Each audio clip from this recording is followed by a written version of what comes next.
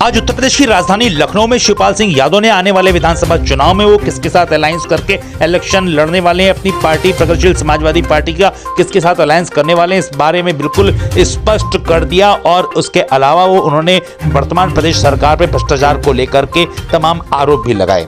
आज लखनऊ में शिवपाल सिंह यादव जी ने बिल्कुल साफ कर दिया कि आने वाले विधानसभा चुनाव में वो समाजवादी पार्टी के साथ अलायंस करके चुनाव लड़ने वाले हैं। उन्होंने कहा कि विलय की कोई बात नहीं है, प्रगतिशील समाजवादी पार्टी अपने चुनाव चिन्ह चाबी पे ही चुनाव लड़ने वाली है, वो समाजवादी पार्टी के साथ अलायंस करके चुनाव लड़ेगी। उन्होंने यह उनसे जब पूछा गया कि पहले लोकसभा चुनाव में वो कांग्रेस से गठबंधन की बातें सामने आ रही थी, तो उन्होंने कहा कि अगर कांग्रेस से गठबंधन हुआ होता तो आज कांग्रेस की भी स्थिति मजबूत होती और प्रगतिशील समाजवादी पार्टी की भी स्थिति मजबूत होती। लेकिन विधानसभा चुनाव के विषय में उन्होंने यह कहा कि आने वाले विधानसभा चुनाव में समाजवादी पार्टी के साथ अलायंस करके प्रगतिशील समाजवादी पार्टी इलेक्शन लड़ने वाली है और निश्चित रूप से वो लोग ही सरकार बनाएंगे। भ्रष्टाचार के मुद्दे पे उन्होंने मुस्कुराते हुए यह कहा कि पहले जो काम हमारी समाजवादी पार्टी की सरकार में 100 रुपए और 500 रुपए में हो जाता था, उस बात के आज 10,000 रुपए लगते हैं। उन्होंने बिल्कुल खुले तौर पे कहा कि भ्रष्टाचार बिल्कुल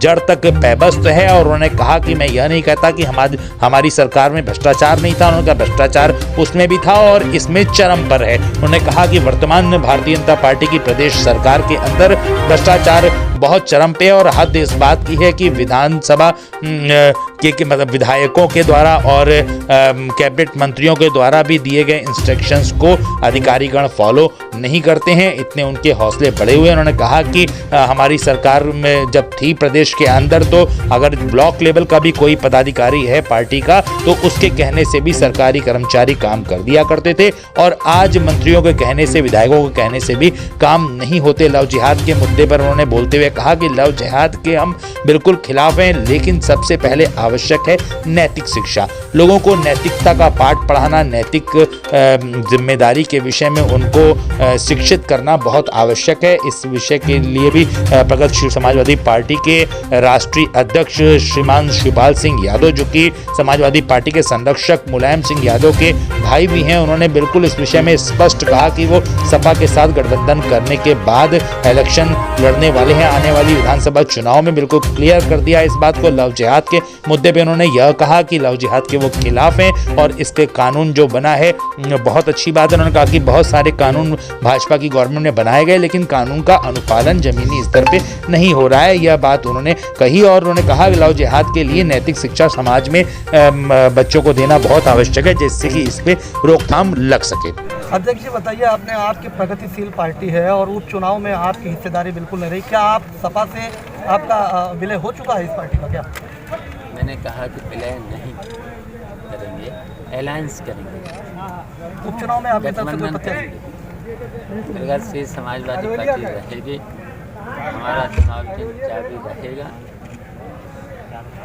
और हमारी प्राथमिकता है समाजवादी पार्टी। हम चाहते हैं कि पहले समाजवादी पार्टी से हो जाए, ये हम चाहते हैं। आपने कहा कि जिस तरह से बुआ जी को लेकर के आपने भी मन से भी कुछ बातें कही हैं, तो ये बुआ जी का जो गठबंधन हुआ था भतीजे के साथ वो रास नहीं आया, तो अब क्या बुआ जी अब कमल की तरफ जा रही है? हमें अब कुछ नहीं बोलना है, कहाँ जा रही कहाँ नहीं जा रही, अब वो तो समय बताइए, उस पर हमें अब कुछ नहीं बोलना। अगर सपोज दैट कि अलायंस होता है तो अगर तो पहले अलायंस तो हुआ था हाथ के साथ भी हुआ था, राहुल गांधी के साथ नहीं हुआ, हमने कोशिश की थी लेकिन नहीं हुआ था। अगर हुआ होता तो आज कांग्रेस की स्थिति भी ठीक होती और हमारी भी स्थिति ठीक होती लोकसभा के चुनाव। शिवपाल जी, जैसा कि योगी सरकार अब लव जिहाद पर एक कानून लाने जा रही है, कैसे देखते हैं इसको आप? देखिए, ये लोग कानून तो बहुत बना दिए लेकिन कानून का पालन नहीं किया। हम तो ये कहेंगे कि पहले तो नैतिक शिक्षा ऐसी देनी चाहिए लोगों को, हाँ? तो लव जिहाद से लेकर के इसे हम लोग पसंद नहीं करते हैं, हम लोग खिलाफ हैं इसके, लेकिन नैतिक शिक्षा देना चाहिए लोगों को। अभी आपने मन से कहा कि पहले की सरकार में, आपकी सरकार में 100 रुपये में भ्रष्टाचार होता था, कुछ कम होता था, ऐसा आपने कहा, और अब थाने पर लगभग हज़ारों और 10,000 रुपये ले लिए जाते हैं। देखिए, मैंने इसलिए कहा कि पहले तो चलिए भ्रष्टाचार आप लोग वही कहते थे, सब लोग कहते थे, हैं? तो सिपाही और कांस्टेबल और से लेकर के दरोगा 100, 200, 500 रुपये में चुपचाप मान जाते थे। और हमारा जहाँ पर नेता अगर ब्लॉक स्तर का भी नेता था तो हिम्मत नहीं पड़ती थी। अब तो अगर एमएलए और मिनिस्टर सिफारिश करते हैं भारतीय जनता पार्टी के, तब भी दरोगा पैसे ले लेते हैं। तहसील पर भ्रष्टाचार हो जा रहा है बिना, और सिफारिश होने पर भी, मंत्रियों की सिफारिश होने पर भी, विधायकों की सिफारिश होने पर भ्रष्टाचार चल रहा है। हमारी सरकार में अगर कोई एमएलए और कोई जनप्रतिनिधि या हमारी पार्टी का पदाधिकारी अगर पहुंच जाता था तो हिम्मत नहीं पड़ती थी।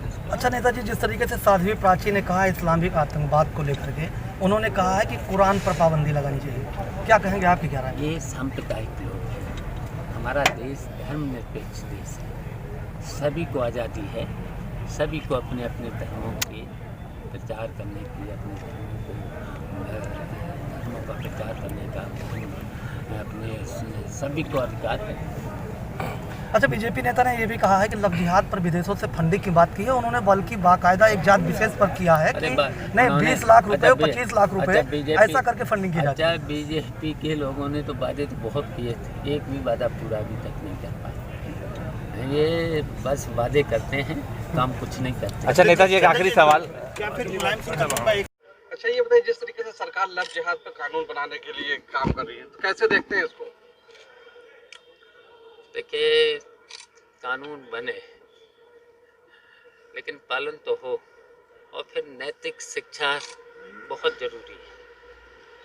नैतिक शिक्षा बहुत ज़रूरी है। अगर जब तक नैतिक शिक्षा नहीं देंगे तो ये तो फिर सब फेल हो जाते हैं। शिक्षा कौन देगा? हाँ, चलिए, सरकारों को ध्यान देना चाहिए। जिस तरीके से